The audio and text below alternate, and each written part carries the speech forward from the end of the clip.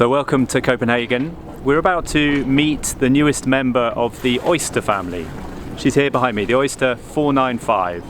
We're going to go on board, sail her from here down to Kiel in the north of Germany, and find out what's got everybody so excited about this new boat. It's quite a climb up onto the top sides, the new Oyster 495, and that's because there's a lot of volume inside this boat.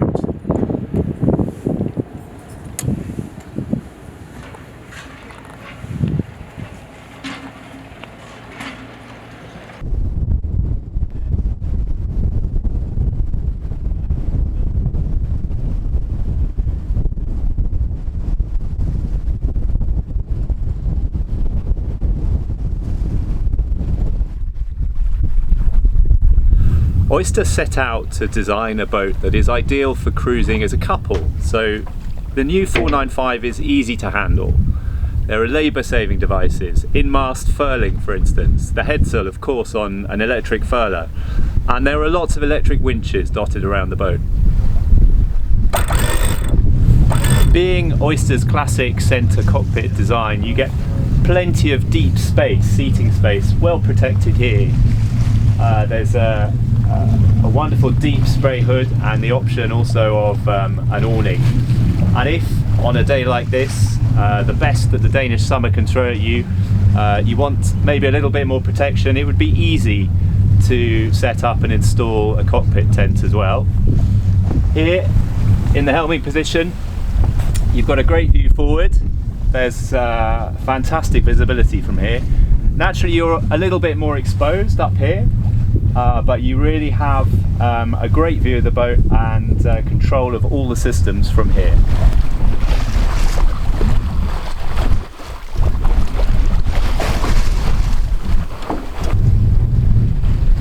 Sometimes on a yacht, luxury and safety combine, and this is a great example.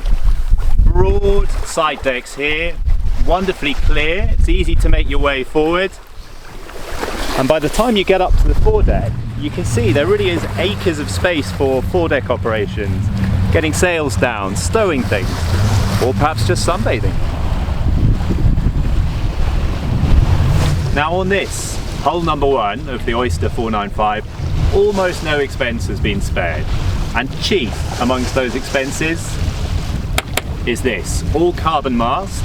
It adds about £100,000 to the price, but it reduces the weight of the mast by 250 kilos, and that means better performance, it means less heeling, it means less pitching, and it means a much more dynamic sailing experience.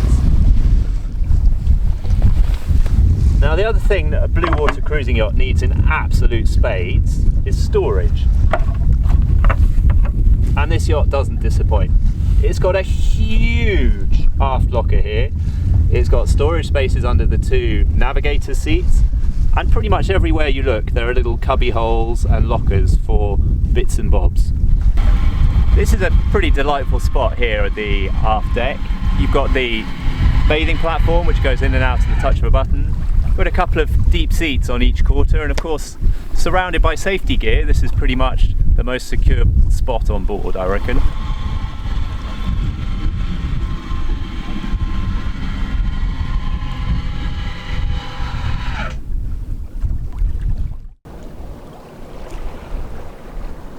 The heart of the new Oyster 495 is naturally the saloon.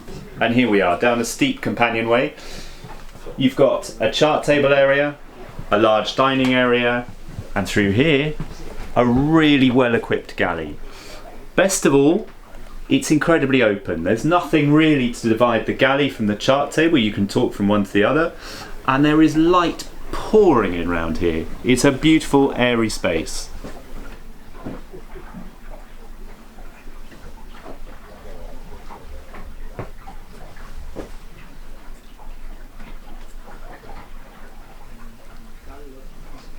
The chart table is another delight on board this boat. What a space this is, broad and uncluttered. I think it's one of my favourite spots on the boat. Take a look at this as well. See how neat that wiring behind the B&G instruments is. And it's exactly the same over here. Now, There is a physical switch panel here, but there's also a digital switch panel, which allows you to control almost every function on board, from lights to autopilots, at the touch of a button. Here's another Oyster signature. It's these 3 vertical windows behind me, and they are spectacular. What a way to admire the seascape gliding by. I'm here in the owner's cabin, in the main cabin, and here it runs the full width of the boat. It's well equipped with its own TV and its own ensuite bathroom. The bed, well, it's perhaps a little cosy at 1.4 meters wide, but there too it's well equipped with lee cloths, lighting all round, mood lighting as well, and it's all finished with a very attractive neutral but modern decor.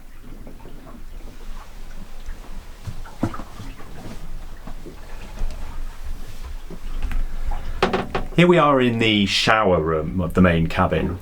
It's ensuite, very nicely designed with electric heads and so on. It's a little cosy. I'm standing in the shower now and I had to take a step down to come in here. But once you're in, it's a beautiful contemporary finish, just as you find throughout this boat. Really breathtaking. After the master cabin aft, the second best cabin on the boat is this, the forecastle cabin. It's a good sized double. There is decent storage, hanging storage, and of course lots of drawers. It doesn't have an ensuite bathroom. It shares a shower room with the third cabin, which is a bunk cabin, ideal for kids. There are other ways of configuring that cabin, but in this first hull, it's a 3 cabin version. If I had a criticism of this boat, and I don't have many, it would be this. There are quite a lot of steps between the different levels, 12 we counted in fact. And one of the reasons for that is this. Under the raised saloon floor, you have a lot of tankage, batteries and technical equipment. And that is a major asset in a blue water cruiser because everything is easily accessible. One of the features I really like is this sighting hole here. You can see how much fuel there is in your tanks, and you can see if there are any obstructions in there, any diesel bug for instance. It's exactly the same with the water tanks. One of the great things about the design of this boat is access to the engine space, and it's almost unheard of to find such a roomy engine area on a 50-foot yacht. You can get in here, there's access on the other side, access on my side, you can get all around it.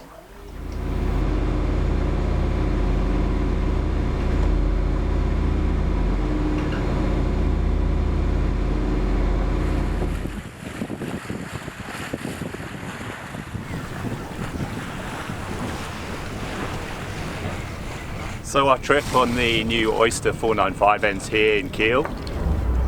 We're waving goodbye to the boat, which is setting off back to Southampton, and then on south to the Med, and finally on west to Miami and even Australia next year. It's been a fun trip. We've experienced a bit of Baltic weather, but also the real comfort of this boat. Now, she's not cheap. The price tag, £1.2 million before tax, and with extras and options, naturally it's going to be a bit higher than that. But what you're getting for that money is peace of mind. This is a really solid, comfortable blue water cruiser, and I think she would make a great companion for any trip you had in mind, really capable of going almost anywhere.